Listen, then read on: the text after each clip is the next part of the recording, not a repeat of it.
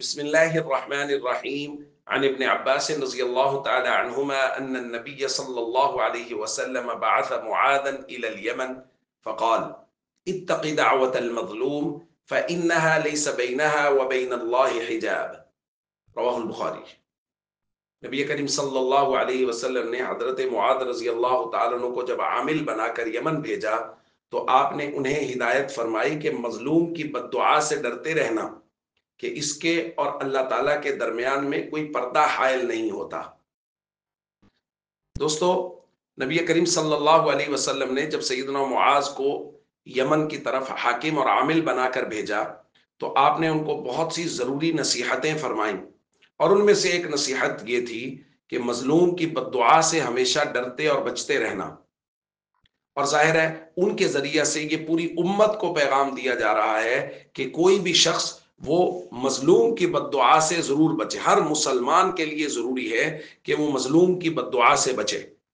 اب مظلوم کی بد دعا ایک صورت میں تو اس طرح آ سکتی ہے کہ میں اور آپ کسی پر ظلم کر رہے ہیں اور ظلم کی وجہ سے مظلوم ہمارے خلاف بد دعا کر رہا ہے، اور ایک صورت یہ ہو سکتی ہے کہ کسی پر ظلم ہو رہا ہے اور ہم دیکھ کے اس ظلم کو برداشت کر رہے ہیں، بلکہ آپ یوں سمجھ لیجئے کہ ہم اس کے ظلم میں اس کے گویا معاون ہی بنے ہوئے ہیں۔ جو لوگ اسرائیلی مصنوعات کا بائیکاٹ نہیں کیے ہوئے، وہ تو فلسطین والوں پر جو مظالم ہو رہے ہیں وہ اسرائیل کا گویا ساتھ دے رہے ہیں۔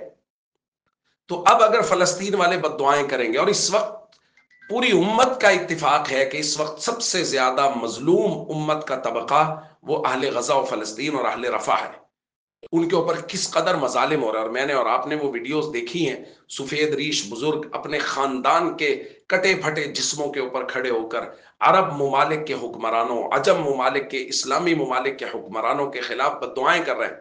مجھے بتائیے، جب مظلوم ہمارے ملکوں کے خلاف بد دعائیں کر رہے ہوں گے تو خیر کہاں سے آئے گی؟ امن کہاں سے آئے گا؟